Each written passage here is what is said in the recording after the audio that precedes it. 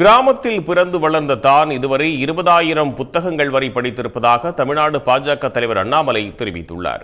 எனக்கு ஒரு ஆச்சரியம், ஒரு மனிதன் தன் வாழ்நாளில் எப்படி இத்தனை பேரை கற்பழிக்க முடியும்? நான் போலீஸ்ல கிட்டத்தட்ட 9 வருஷத்துல சம்பாதிச்ச எல்லா பணமுமே அரவக்குறிச்சி எலெக்ஷன்ல போயிடுச்சு. அறிவுக்கு ஹாலிவுட்ல தான் பிச்சை எடுக்கணும்.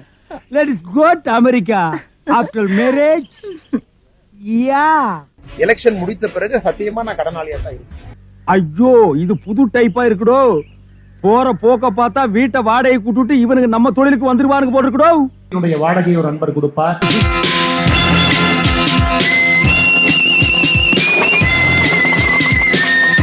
நான் பயன்படுத்தக்கூடிய கார் ஒரு நண்பருடைய பெயரில் இருக்கிறது. இதை விட 10 மடங்கு இருக்கிற சப்ஸ்கிரைபர் தான் இன்டர்வியூ கொடுத்துட்டு. I generally deal with 5 million, 6 million. ஏன் உனக்கு இந்த வேலை? ஒரு விளம்பரம். இது தேவைதானா? உங்களை மாதிரி ஒரு நாளைக்கு 5 சத்தம் மாத்திரவன்லாம் பிஜேபியில யாரும் இல்லை. ரொம்ப ஏங்க கிட்ட வந்தீங்கன்னா உங்ககிட்ட பிச்சை கேட்பாங்க. போங்கடா. வாழ்கின்ற வாழ்க்கை சுத்தியும் நல்ல மனிதர்களுடைய உதவியோடு இந்த வாழ்க்கை போய் கொண்டிருக்கிறது. டேய் நாயே, இந்த மாதிரி மாறி மாறி ஜனம் கேட்டு நீ பிச்சை எடுக்கிறதுக்கு செத்து போயிடலாம்டா. தலைவர் அண்ணாமலை பாத யாத்திரை மேற்கொள்ளும் போது சாலை சூடாக இருந்ததால் தண்ணீர் லாரி எடுத்து வந்து தண்ணீரை சாலையில் கொட்டி வீணடித்ததாக விமர்சனங்கள் குவிய ஆரம்பித்துள்ளது. ஆள் யாருன்னு மட்டும் சொல்லு, அவனை நசுக்கி தூக்கி எறிஞ்சிடுறேன். கண்டமேனிக்கு கான்கிரீட்டை கொண்டு வந்து கட்டி எங்கே பார்த்தாலும் கான்கிரீட்டை போட்டு இன்னைக்கு கோயம்புத்தூருடைய தட்பவெப்பநிலை 2-3 டிகிரி உயர்த்தி. ஐபிஎஸ் படிக்கும்போது அரசியலமைப்பு சட்டத்தோட முதல் ஆர்டிகிளே நீ படிக்கலன்னு தெரியுது. ஏன்னா அதுல டெரிட்டரியை கொடுக்கிறது எடுக்கிறதுக்கான அதிகாரம் யாருக்கு இருக்குங்கிறது கொடுத்திருக்கிறாங்க. நம்மள இன்றைய இந்திய பிரதமர் இந்திரா காந்தி அவர்களும் இலங்கை அதிபர் ஸ்ரீமாவோ பண்டாரநாயக்கே அவர்களும் கச்சத்தீவு தொடர்பா பேச்சுவார்த்தை நடத்துறாங்க. இந்த மாதிரி இந்தியா இலங்கைக்கு கொடுக்கலாம் அப்படின்னு. அப்போ உடனடியாக அதை முதலில் எதிர்த்தவர் முத்தமிழறிஞர் கலைஞர், அன்றைய தமிழ்நாட்டு முதலமைச்சர். அது மட்டும் இல்லாமல் அவர் அன்னைக்கு சட்ட அமைச்சர் மாதவனை கூட்டிட்டு டெல்லி போய் இந்திரா காந்தி அம்மையாரை சந்திச்சு இந்த மாதிரி கச்சத்தீவை இலங்கைக்கு கொடுக்க கூடாது, அது தமிழக மீனவர்களோட வாழ்வாதாரத்தையும் நலனையும் பாதிக்கும் அப்படின்னு சொல்லி வலியுறுத்திட்டு வந்தார். இந்திரா காந்தி அம்மையார் கச்சத்தீவை இலங்கைக்கு தாரவாத்து கொடுத்தாங்க. இனிமேல எங்களால பொறுத்துக்கிட்டு இருக்க முடியாது. யாரும் உணர்ச்சி வசப்படாதீங்க. மாணிக்கம் இந்த காலில் உழுவுறது, அப்படியே கை கட்டிட்டு அப்படி குமிஞ்சு 90 டிகிரியில் நிக்கிறது, அதெல்லாம் பாரதிய ஜனதா கட்சியில் இல்ல. காலில் உழுவுறது, அப்படியே கை கட்டிட்டு அப்படி குமிஞ்சு 90 டிகிரியில் நிக்கிறது, அதெல்லாம் பாரதிய ஜனதா கட்சியில் இல்ல. பிஜேபி ஆட்சிப்பா எல்லாமே போச்சுப்பா, மதவாத ஆட்சியால மண்ணா போச்சு நாடுப்பா. 1995ல ஜெயலலிதா அம்மாவோட எனக்கு தொடர்பு இருந்தது.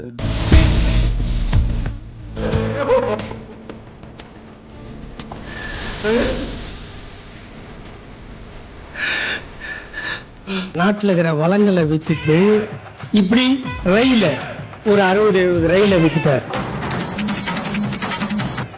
பிளாட்ஃபார்ம் வித்துட்டார், இன்சூரன்ஸை வித்துட்டாரு, எல்ஐசியை வித்துட்டாரு.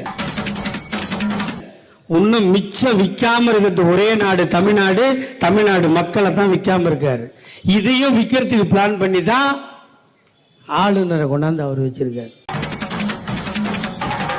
பாகிஸ்தான் தீவிரவாதின்னு சொன்னாங்க, அவங்க கிட்ட இருந்து நிதி வாங்கியிருக்காங்க.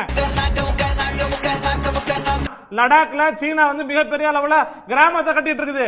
அது உண்மையாலுமே சீனா தான் கட்டுதா, இல்ல அவங்கிட்ட தேர்தல் பத்திரத்தை வாங்கிட்டு நீ இந்தியாவை பார்த்து எடுத்துட்டு போன்னு விட்டு கொடுத்துட்டாரா மோடி அப்படிங்கிற சந்தேகம் வந்திருக்கு.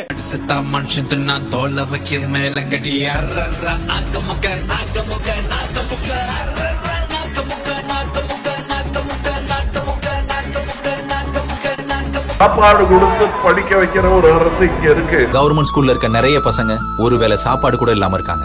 அதுக்காக தான் கவர்மெண்ட் இப்ப காலையில சாப்பாடு போடுறாங்க. சின்ன பிள்ளைங்களோட பசி ஆத்துறாங்கல்ல, அதுக்காக நம்ம கையெடுத்து கொடுக்க முடியலாம். கச்சா எண்ணெய் விலை குறையும் போது நம் நாட்டு மக்களுக்கு அதை லாபத்திற்கு விற்கும் ஒரு அரசு அரசா இல்ல கம்பெனியா?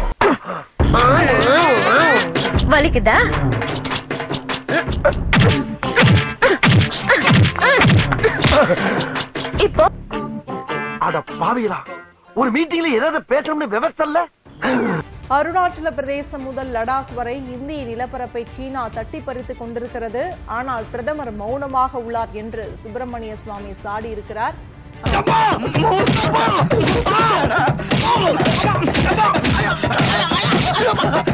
கச்சத்தீவு பிரச்சனையை கொண்டு வந்து பெருசாக்கலான்னு பார்த்தா நீ என்ன சைனாக்காரன்னு உள்ள இழுத்து விட்ட. இப்ப நான் எப்படி சமாளிக்கிறது?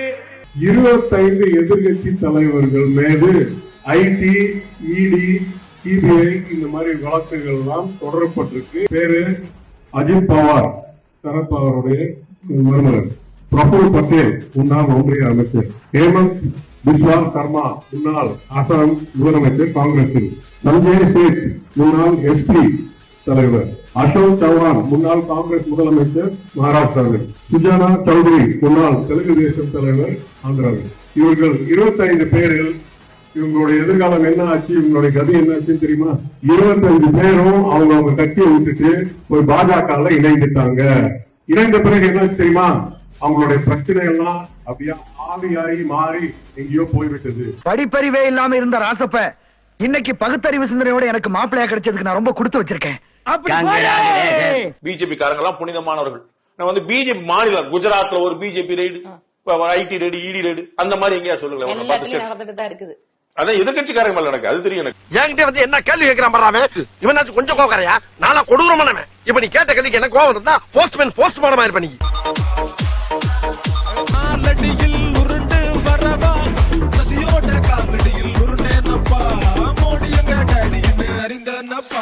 அதிமுக கூட்டணி தர்மத்தை கடைபிடிக்கிற கட்சி. நாங்க வெளியில வந்த பிறகு நீ தவறு செஞ்சா உடனடியா கேட்போம். உடனடியா துப்பாக்கி சூடு கொடுக்கறதுக்கு உங்களுக்கு அதிகாரம் கொடுத்தது யார்? சட்ட விதி எண் 126 படி முட்டிக்கு கீழே சுடணும். முதல்ல கண்ணீர் புகை கொண்டு வீசணும், வானத்தை நோக்கி சுடணும், அதற்கும் மீறி ரப்பர் கொண்டு சுடணும், அதற்கும் அடங்காட்டி முட்டிக்கு கீழே உயிர் போகாத அளவிற்கு சுடணும் அப்படிங்கிறதா அங்க விதி.